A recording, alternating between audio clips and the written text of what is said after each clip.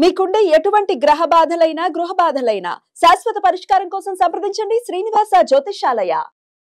Hi welcome to our channel. ప్రస్తుతం మనతో పాటు దాము బాలాజీ గారు సీనియర్ జర్నలిస్ట్ ఉన్నారు. వారితో ఒకసారి మాట్లాడదాం. సార్ నమస్కారం. సార్ నమస్తే. సారీ మోదీ గారు నేను టారిఫ్ మొత్తం ఎత్తేస్తాను, మీ పట్ల చేసినంతా కూడా దానికి క్షమించండి అని ట్రంప్ ఒక ట్వీట్ చేసినట్టుగా మొత్తం ప్రచారం అవుతుంది సార్. మరి నిజంగా ట్రంప్ ఈ విధంగా ట్వీట్ చేశాడా? మరి దీనికి సంబంధించి అతనిలో మార్పు రావడానికి గల కారణం ఏంటి? మరి దీని పట్ల అటు మోదీ గారు కూడా రియాక్ట్ అయిపోయాను అని కూడా వార్తలు వస్తున్నాయి సార్. సార్ ఏం జరుగుతుంది? ఇప్పటి వరకు అయితే ఏం జరిగింది? మరి ట్రంప్ ఏ విధంగా రియాక్ట్ అయ్యారు, దాని పట్ల మోదీ గారు ఏ విధంగా స్పందించారు, అని చేసిన ట్వీట్ లో ఏముంది సార్? నిన్న ట్రంప్ ఒక ట్వీట్ చేశాడు. ఈ ట్వీట్ ఏంటి, దీనికి మోడీ సమాధానం ఏంటి? ముందుగా ఇది నేను చెప్పిన తర్వాత దీన్ని అనలైజ్ చేస్తాను. ట్రంప్ ఏం ట్వీట్ చేశాడంటే, I am pleased to announce that India and the United States of America are continuing negotiations to address the trade barriers between our two nations. I look forward to speaking with my very good friend Prime Minister Modi in the upcoming weeks. I feel certain that there will be no difficulty in coming to successful conclusion for both of our great countries. అంటే ఇది చూస్తే ఎలా ఉంది? ఖచ్చితంగా ఆయన కాళ్ళబేరానికి వచ్చినట్టే ఉంది. అంటే India United states negotiations, trade barriers ఉన్నాయి, దాన్ని తొలగించడానికి నెగోషియేషన్ జరుగుతున్నాయి. ట్రేడ్ బ్యారియర్స్ పెట్టింది ఎవరు? అతనే. దాని ఏమంటారు, రెసిప్రోకల్ ట్యాక్సెస్ని, టారిఫ్స్ని 25% పెట్టింది అతనే. పనిష్మెంట్ టారిఫ్స్ అని 25% పెట్టింది అతనే. టోటల్గా ఇండియా మీద 50%, ఇండియన్ గూడ్స్ అమెరికాకు వెళ్ళే గూడ్స్ మీద 50% టారిఫ్స్ పెట్టింది అతనే. మళ్ళీ ఇప్పుడు ట్రేడ్ బ్యారియర్స్ని తొలగించడానికి ఇరు దేశాల మధ్య చర్చలు జరుగుతున్నాయని అనౌన్స్ చేశాడు. అట్లాగే నేను నా very good friend prime minister మోడీతో మాట్లాడడానికి ఎదురు చూస్తున్నాను రాబోయే వీక్ల్లో అని చెప్పాడు. బోత్ గ్రేట్ కంట్రీస్ అన్నాడు, సక్సెస్ఫుల్ కన్క్లూజన్కి వస్తాయని చెప్పాడు. దీనికి మోడీ కూడా స్పందించాడు. India and the US are close friends and natural partners. I am confident that our trade negotiations will pave the way for unlocking the limitless potential of the India-US partnership. Our teams are working to conclude these discussions at the earliest. I am also looking forward to speaking with President Trump. We will work together to secure brighter, more prosperous future for both our people. ఇది ఎలా ఉందంటే, ఇద్దరు ప్రేమించుకొని breakup అయిపోయి మళ్ళీ indirect signals ఇచ్చుకుంటుంటారు కదా, లైకులు కొట్టేది, comment very good అని కామెంట్ పెట్టేది. అలాగే అంటే ఎవరు ముందు అడిగేయాలి, నువ్వు అడిగేస్తే నేను ఒక అడిగేస్తాను అన్నట్టుగా ఉంది ఇది. ఇది మామూలుగా ఏంటంటే జియో పాలిటిక్స్లో ఇలాగే ఉంటుంది. మనం ఇక్కడ ఎట్లాగా ఇర్రేషనల్ బిహేవియర్తో హ్యూమన్ బీయింగ్స్ బిహేవ్ చేస్తుంటాము మన పర్సనల్ రిలేషన్స్లో, దేశాధినేతలు కూడా అలా ఉంటారు. ముఖ్యంగా ట్రంప్ దీనికి వెరీ బెస్ట్ ఎగ్జాంపుల్. నిన్న చూస్తేమో ట్రంప్ యూరోపియన్ యూనియన్ వాళ్ళతో టెలికాన్ఫరెన్స్లో మాట్లాడారు. ఎందుకంటే యూరోపియన్ యూనియన్ ప్రతినిధులు, అమెరికన్ ప్రతినిధులు చర్చలు జరిపారు. ఆ చర్చల్లో ట్రంప్ టెలికాన్ఫరెన్స్తో యూరోపియన్ యూనియన్ ప్రతినిధులతో మాట్లాడుతూ ఏమన్నాడు, మీరు 100% టారిఫ్స్ని ఇటు చైనా మీద, ఇండియా మీద వేయండి అని వాళ్ళకి సలహా ఇచ్చాడు. ఎందుకంటే రష్యా నుంచి వాళ్ళు ఆయిల్ కొంటున్నారు.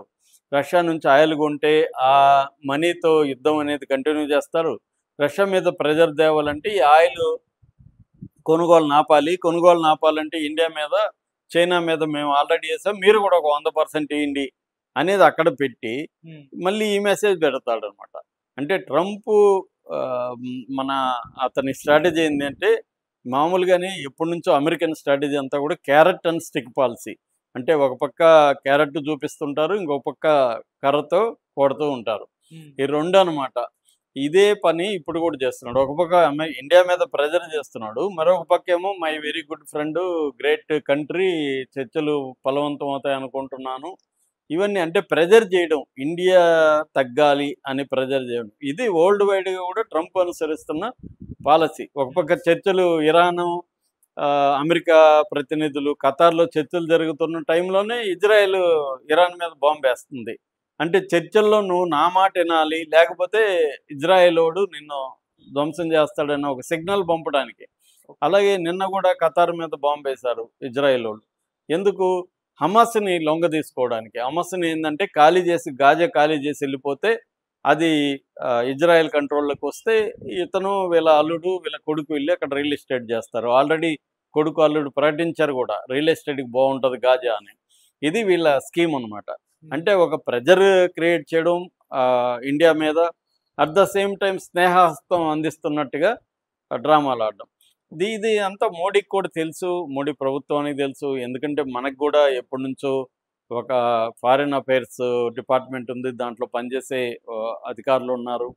మోడీకి కూడా ఏ ప్రధానమంత్రి తిరగనన్ని దేశాలు మోడీ తిరిగాడు. ఆయనకి జియో పాలిటిక్స్ మీద బ్రహ్మాండమైన అండర్స్టాండింగ్ ఉంది, ఎవరితో ఎలా డీల్ చేయాలని. కాబట్టి బ్యాక్ ఛానల్స్లో ఒక పక్క ఎప్పటి నుంచో చర్చలు జరుగుతున్నాయి. మరోవైపు ప్రెజర్కి తట్టుకోకుండా మోడీ కూడా ఆల్టర్నేటివ్ మెథడ్స్ ఏంటి, ఆల్టర్నేటివ్ ఒప్పందాలను ఎలా చేసుకోవాలి అనేది మోడీ కూడా ఎప్పటి నుంచో ఎక్స్ప్లోర్ చేస్తున్నాడు. దానికి అనుగుణంగానే గ్లోబల్ సౌత్ పేరుతో 8 రోజులు టూర్ చేసి అనేక దేశాల వాళ్ళతో ఒప్పందాలు చేసుకున్నాడు. అలాగే యూకేతో బైలేటరల్ ట్రేడ్కి సంబంధించి ఒప్పందాలు చేసుకున్నాడు. అట్లాగే మొన్న SCO Shanghai cooperation organisation meeting జరిగినప్పుడు దాంట్లో భాగమైన 10 దేశాల్లో అక్కడ కలిసినప్పుడు మోడీ కూడా వెళ్ళి జిన్పింగ్, చైనా అధ్యక్షుడు జిన్పింగ్, ఇటు పుతిన్ వీళ్ళతో సమావేశమై సుదీర్ఘంగా మాట్లాడడం. అట్లాగే చైనాకి మన ఎగుమతుల్ని పెంచడం. ఎందుకంటే మన ఎగుమతులు ఇప్పుడు దెబ్బతింటున్నాయి. ప్రధానంగా మన అమెరికా మన ఫస్ట్ నెంబర్ 1 ఎగుమతిదారు, దిగుమతిదారు. మన దేశంలో వస్తువులకి నెంబర్ 1 దిగుమతిదారు అమెరికా. సో అందువల్ల ఇప్పుడు అమెరికాకి పంపిస్తున్న మన వస్తువుల మీద అక్కడ ట్యాక్సులు పడడం వల్ల, అంటే 100 రూపాయల వస్తువు 150 అవుతుంది. కాబట్టి మన వస్తువులకి అక్కడ గిరాకీ నేచర్ తగ్గిపోతుంది. దానివల్ల మనం ఆల్టర్నేటివ్ చూసుకోవాలి. కాబట్టి చైనా కూడా ముందుకు వచ్చింది. అలాగే రష్యా చమురు ఇంకా తక్కువకి ఇస్తానని 30 నుంచి 35% డిస్కౌంట్లో మనకి చైనా ఇస్తుంది. మన టోటల్ ఆయిల్ అవసరాల్లో మనం ఇండియాలో 15% మాత్రమే ప్రొడ్యూస్ అవుతుంది. మిగతా 85% మనం దిగుమతి చేసుకోవాలి. ఈ 85%లో రష్యా నుంచి 35% మనం దిగుమతి చేసుకున్నాం. ఇది కూడా కారు చౌకగా వస్తుంది. దీనివల్ల మనకు $1 బిలియన్ ఆదాయం మిగులుతుంది. మనం కానీ వేరే దేశాలతో దగ్గర నుంచి కొంటే, ముఖ్యంగా గల్ఫ్ నుంచో అమెరికా నుంచో మనం ఆయిల్ కొంటే మనకి ఎక్కువ అవుతుంది, రవాణా కూడా ఎక్కువ అవుతుంది. రష్యా నుంచి మనకి అన్ని రకాలుగా ఇదిగా ఉంది. పుతిన్ కూడా మనతో ఫ్రెండ్లీగా ఉంటున్నాడు. సో అందువల్ల ఎప్పుడైతే ఆల్టర్నేటివ్గా దృఢంగా ఇండియా నిలబడిందో ఖచ్చితంగా మోడీ తగ్గాల్సిందైతే తగ్గాలి. At the same time India కూడా కొన్ని రకాలుగా తగ్గాల్సి ఉంటుంది. ఎందుకంటే ట్రంప్ చెప్పే దాంట్లో ఒక వాస్తవం ఉంది. ఆ వాస్తవం ఏముందంటే రెసిప్రకల్ టారిఫ్స్. ఇప్పుడు అమెరికా నుంచి ఇండియాకు వచ్చే వస్తువుల మీద, కార్ల మీద కావచ్చు, బైకుల మీద కావచ్చు, మీరు చాలా వస్తువుల మీద ఏమో ట్యాక్సులు అబ్నార్మల్గా ఇండియాలో ఉన్నాయి. ఇండియా నుంచి అమెరికా పోయే వస్తువుల మీద ఏమో తక్కువ ఉన్నాయి ట్యాక్సులు. సో ఈ అంతరాన్ని ఈ ట్రేడ్ బ్యాలెన్స్ అంటారు. ఈ ట్రేడ్ బ్యాలెన్స్ని తగ్గించడం కోసం ఒకటి వాళ్ళ వస్తువుల మీద టారిఫ్స్ తగ్గించాలి, 2 వాళ్ళ వస్తువుల్ని మనం ఎక్కువగా కొనాలి. డిఫెన్స్ ఎక్విప్మెంట్ కావచ్చు, ఎయిర్ క్రాఫ్ట్లు కావచ్చు, లేకపోతే మిగతా వస్తువులు. At the same time Modi ముందున్న కర్తవ్యం అంటే ఇక్కడ రైతుల్ని, ఇక్కడ వర్కర్ని కాపాడాలి. అంటే అమెరికాలో ముఖ్యంగా అగ్రికల్చర్ ప్రోడక్ట్స్కి విపరీతమైన ట్యాక్సులు ఉన్నాయి, బ్యారియర్స్ ఉన్నాయి. సో ఎందుకంటే అవి కానీ వచ్చేస్తే వాళ్ళు మన రైతులు ఆ రైతులతో పోటీ పడలేరు. అమెరికన్ రైతులతో వాళ్ళు ఏంటంటే కార్పొరేట్ అగ్రికల్చరు మంది ఇప్పటికి కూడా దేశంలో 80-85% 5 ఎకరాల ల్యాండ్ హోల్డింగ్స్ ఉన్నాయి మన రైతులకి. అందువల్ల ఈ రైతులు ఆ రైతులతో పోటీ పడలేరు. కాబట్టి మన రైతాంగాన్ని కాపాడుకునే నెపం ఒక లక్ష్యంతో మోడీ ఇవన్నీ మోడీ ప్రభుత్వం కావచ్చు, అంతకుముందు కాంగ్రెస్ ప్రభుత్వం కావచ్చు, ఎప్పటి నుంచో ఇది జరుగుతుంది.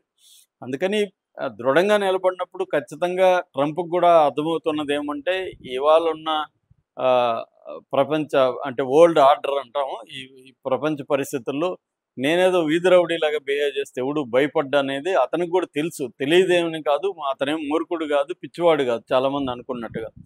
అతను ఏంటంటే ఇందాక చెప్పినట్టుగా carrot and stick policy. Pressure చెయ్యి, వాళ్ళని టేబుల్ దగ్గరికి రానివ్వు, వాళ్ళని మళ్ళీ ప్రెజర్ చెయ్యి, మనకు అనుకూలంగా వచ్చే విధంగా వాళ్ళని చెయ్యి అనేది అతని టాక్టిక్స్. అది పదే పదే ఎప్పుడు యుద్ధంలో ఒక సూత్రం ఉంది, నువ్వు శత్రువు మీద ఒకే స్ట్రాటజీని పదే పదే అమలు చేస్తే మళ్ళీ వర్కౌట్ అవుతుంది. ఎందుకంటే నీ స్ట్రాటజీ అవతలకి తెలిసిపోతుంది. దానికి ఆపోజిట్ స్ట్రాటజీని వాళ్ళు రూపొందించుకుంటారు. అందుకని ఎప్పటికప్పుడు సర్ప్రైజ్ చేయాలన్నమాట. సర్ప్రైజ్ ఎలిమెంట్ అనేది ఇంపార్టెంట్. ట్రంప్లో ఆ సర్ప్రైజ్ ఎలిమెంట్ లేదు. అతను హైలీ ప్రెడిక్టబుల్ అనమాట. అంటే అతని స్ట్రాటజీ తెలిసిపోతుంది. ఇది తెలిసిపోయినాక దేశాలు కూడా భయపడట్లేదు. ఎట్లాగో వీడు తగ్గుతాడు లేరా, ఇప్పుడు బెదిరిస్తున్నాడు చూద్దామని నిలబడుతున్నారు. బ్రెజిల్ నిలబడింది, రష్యా నిలబడింది, నార్త్ కొరియా నిలబడింది, చైనా నిలబడింది, ఇండియా నిలబడుతున్నాయి. అలాగా చిన్న చిన్న లాటిన్ అమెరికన్ దేశాలు కూడా గట్టిగా నిలబడుతున్నారు. దాంతో ట్రంప్కి చచ్చినట్టు తగ్గాల్సిన పరిస్థితే. అందుకని మోడీకి ఇవన్నీ తెలుసు కాబట్టి అట్ ద సేమ్ టైం ఆయన స్నేహత్వం చేసినప్పుడు మేము కూడా రెడీగా ఉన్నాం అనే పద్ధతిలోనే మోడీ కూడా స్పందించాడు. ఓవరాల్గా ఇది మన టారిఫ్స్ ఎక్కువ కాలం అయితే 50% ఉండవు, తగ్గుతాయి. ఎందుకంటే మన వస్తువులు మీద ఆధారపడిన అమెరికా మన వస్తువులను పెంచేస్తే అమెరికన్ కన్జ్యూమర్స్కే అది కూడా బర్డన్ పెరుగుతుంది. ఆల్రెడీ అక్కడ ఛాంబర్స్ ఆఫ్ కామర్స్ కూడా నిన్న కూడా అనౌన్స్ చేసింది అమెరికాకి చాలా నష్టం ఇండియన్ గూడ్స్ మీద టారిఫ్స్ విధించడం అనేది. కాబట్టి అక్కడ ఇంటర్నల్గా కూడా ట్రంప్ మీద ప్రెజర్ ఉంది. కాబట్టి తప్పకుండా ట్రంప్ దిగి రావాల్సిన అవసరం అయితే ట్రంప్కు ఉంది. Okay sir, thank you so much.